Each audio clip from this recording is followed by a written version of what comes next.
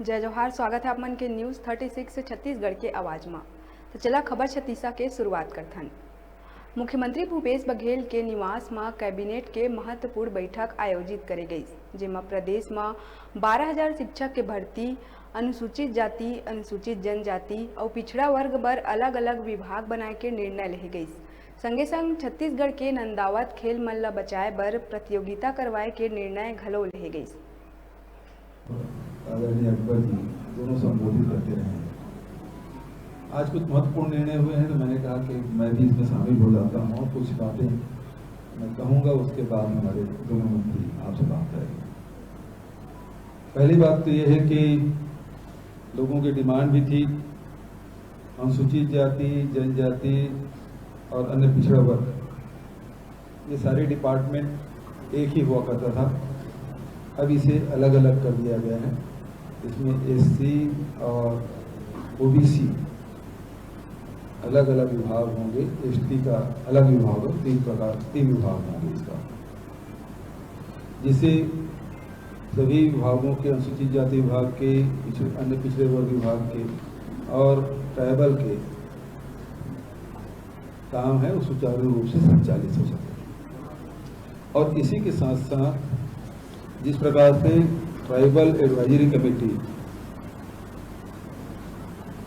बना था, अभी बना है, संवैधानिक व्यवस्था है, राज्य सरकार ने निर्णय लिया है कि अब अनुसूचित जाति के लिए और अन्य पिछड़े वर्ग के लिए भी एडवाइजरी कमेटी बनेगी। अनुसूचित जाति सलाहकार परिषद और अन्य पिछड़ा वर्ग सलाहकार परिषद का निर्माण होगा, जिससे इन वर्ग के लोग शासन तक के अपनी बात कह सके और उन सुझावों का क्रियान्वयन भी हो सके। और इसके अध्यक्ष, जैसे ट्राइबल एडवाइजरी कमेटी के अध्यक्ष मुख्यमंत्री ही होते हैं, उसी प्रकार से एससी एडवाइजरी कमेटी और ओबीसी एडवाइजरी कमेटी दोनों के भी अध्यक्ष मुख्यमंत्री होंगे। और इसमें सभी पूरे प्रदेश भर के जो सदस्य इसमें लिए जाएंगे। एक बहुत महत्वपूर्ण, दो महत्वपूर्ण निर्णय इसमें लिया गया है। और तीसरा निर्णय, अब चाहे शहरी क्षेत्र हो चाहे ग्रामीण क्षेत्र हो, इसमें सबको मिला के, पूरे छत्तीसगढ़ को मिला के छत्तीसगढ़िया ओलंपिक का आयोजन होगा। और इसमें उम्र की कोई सीमा नहीं होगी। उसमें बच्चे भी खेलेंगे, बड़े बुजुर्ग भी खेलेंगे, महिलाएं भी होंगी, तो सभी लोग इसमें भाग ले सकेंगे, उम्र की कोई सीमा नहीं, और हर प्रकार के खेल का इसमें आयोजन होगा। चौथा जो महत्वपूर्ण निर्णय लिया गया है वो कृषि के क्षेत्र में अभी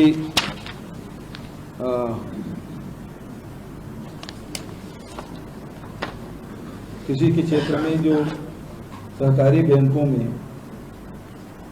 जो साख समितियों के द्वारा जो ऋण दिया जाता था, उस सीमा को बढ़ाकर 3 लाख रुपया तक, अब उसे 0% ब्याज में किसानों को ऋण मिलेगा, जिसमें हार्टिकल्चर है, फल है, उद्यान है, मछली पालन है, इसमें इस सबको जोड़ा गया है। एक बहुत महत्वपूर्ण फैसला। अभी तक के हम लोग उसकी सीमाएं कम थी, अब उसे बढ़ाकर 3 लाख तक के कर दिया गया है। अलग अलग फल में, सब्जी में अलग अलग ऋण व्यवस्था होती थी, तो उसमें निश्चित सीमा रहता था कि जिसमें 0% ब्याज देते थे, अब उसे बढ़ाकर 3 लाख तक की सीमा को बढ़ा दिया गया है। एक और महत्वपूर्ण फैसला कि पूरे प्रदेश में अब चूंकि ऊर्जा उत्पादन में अब बहुत महत्वपूर्ण निर्णय पूरे राष्ट्रीय और अंतर्राष्ट्रीय स्तर पर हो रहे हैं, और सोलर लाइट से ही हम लोग बिजली उत्पादन उसको बढ़ावा देने के लिए सोलर को बढ़ावा देने के लिए, लेकिन सोलर से जो बिजली मिलती है वो दिन को ही। ऐसे में जितने भी हमारे वाटर बॉडीज हैं तो उसके ऊपर में एक छोटा वाटर बॉडी बना दिया जाए और दिन भर में जितना बिजली वो पैदा करेंगे सोलर से, तो उसे पंपिंग करके ऊपर के तालाब में भर दिया जाए और फिर से उसे हाइडल प्रोजेक्ट के रूप में उपयोग करें ताकि रात को भी बिजली मिल सके। इस योजना को भी हम लोग हाथ में लिए हैं। और एक और महत्वपूर्ण फैसला कि जितने भी हमारे ट्रांसमिशन लाइन हैं 11 kV के, अब उसमें ग्रिड से जोड़ने की बात होती है और इसलिए उस जमीन उस ग्रिड के नीचे में कोई यदि बिजली उत्पादन करना चाहे सोलर का, तो फिर शासकीय भूमि है तो उसे 1 रुपये की दर पे उपलब्ध कराएंगे नॉमिनल रेट पे। और दूसरा, यदि किसान के खेत यदि पड़ रहा है और किसान यदि सहमत है, उसकी सहमति के बिना कुछ नहीं होगा। यदि वो सहमत है और अपनी ज़मीन देने के लिए तैयार है तो फिर 25 साल के लिए चूंकि एग्रीमेंट होगा और वो 30,000 रुपये प्रति एकड़ प्रति वर्ष के हिसाब से उसे रेंट मिलेगा और 6% हर साल उसमें वृद्धि होगी। और 25 साल के बाद यदि किसान नहीं चाहे तो एग्रीमेंट खत्म हो जाएगा और वो अपना जितने भी सोलर पैनल वगैरह जो लगा है वो हटा लेगा। यदि सहमत हैं तो आगे भी बढ़ाया जा सकता है। एक बहुत क्रांतिकारी एक निर्णय छत्तीसगढ़ सरकार के द्वारा किया गया है। इसी प्रकार से सामाजिक क्षेत्र में अभी तक के करीब 48 संगठन हैं, उससे 5,67,641 वर्ग फीट जमीन, जो लगभग हम लोग जो 10% के हिसाब से हम लोग सब्सिडी रेट में जो दिए हैं संगठनों को, 48 संगठनों को, उसकी कीमत करीब 13 करोड़ 70 लाख रुपए होता है और उसे मात्र 1 करोड़ 90 लाख रुपया में उस जमीन हम लोगों ने दिया है सामाजिक संगठनों को, ताकि वो भी शहर में अपना भवन बना सके। तो इस प्रकार से कुछ महत्वपूर्ण और भी फैसले हुए हैं, तो इसकी जानकारी आदरणीय चौबे जी। शिक्षक भर्ती की बात है, लगभग 12,000 कितना आंकड़े बताएं थोड़ा सा।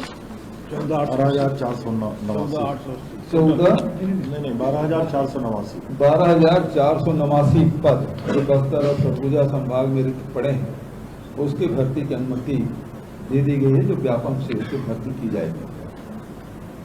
इस प्रकार के फैसले हुए हैं और विस्तार से कुछ जानकारी देना चाहें चौबे जी।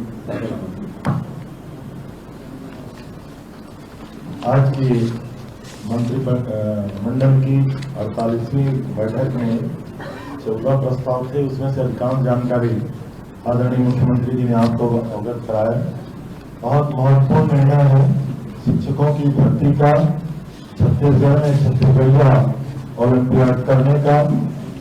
लगभग 12,500 शिक्षकों की भर्ती का, SC, ST और OBC के अलग से एडवाइजरी बोर्ड बनाने का और अलग से डायरेक्टरेट बनाने का, और हॉर्टिकल्चर की फसलों के लिए पहले ब्याज 1 लाख तक 1% में और 3 लाख तक 3% में होता था। तो शॉर्ट टर्म लोन में जैसे दिगर खरीफ फसलों में 0% ब्याज पे कृषि के क्षेत्र में, उद्यानिकी के क्षेत्र में क्रांतिकारी निर्णय है छत्तीसगढ़ सरकार के लिए। ये लगभग अधिकांश महत्वपूर्ण जो निर्णय हुए हैं आदरणीय मुख्यमंत्री जी ने आपको अवगत कराया।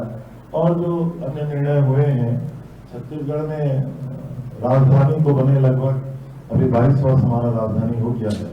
सारे विभागों के भवन है, महानदी, इंद्रावती, शिवनाथ से लेकर के कृषि विभाग के लिए भी भवन बनाना है नया राजधानी में, तो कृषि विभाग के भवन के लिए भी जगह का आवंटन आज की मंत्रिमंडल के बैठक में निर्णय किया गया। एक और बहुत महत्वपूर्ण निर्णय हुआ है, PWD में मानचित्रकार की भर्ती के लिए व्यावसायिक परीक्षा मंडल से परीक्षा हुआ था, लेकिन जो वेटिंग लिस्ट और लिस्ट की वैलिडिटी थी वो समाप्त हो चुकी थी। लोग बहुत मांग कर रहे थे, तो आज उसकी वैलिडिटी को बढ़ा करके उन मानकीकरणों की भर्ती करने का निर्णय लिया गया है। एक अन्य निर्णय में जो सर्विस रोड होता है केनाल पे जल संसाधन विभाग का, हम लोग विभाग के द्वारा भी उसमें सड़क का निर्माण करते हैं और उसमें मूरम टॉपिंग का ही निर्णय प्रावधानित है। लेकिन आजकल जरूरत को देखते हुए कनेक्टिविटी के कारण उसमें कभी कभी पीडब्ल्यूडी के द्वारा गिट्टीकरण भी किया जाता है, बीटी रोड भी बनाया जाता है। आज के मंत्रिपरिषद के निर्णय में ये निर्णय हुआ कि उन मार्गों का संधारण बनाने का अनुमति तो जल संसाधन विभाग देगा, लेकिन ये सारे विभाग जो जिनके द्वारा चाहे पीएमजीएसवाई के हों, चाहे पीडब्ल्यूडी के हों, चाहे रूरल ग्रामीण मुख्यमंत्री सड़क निर्माण में, तो उसके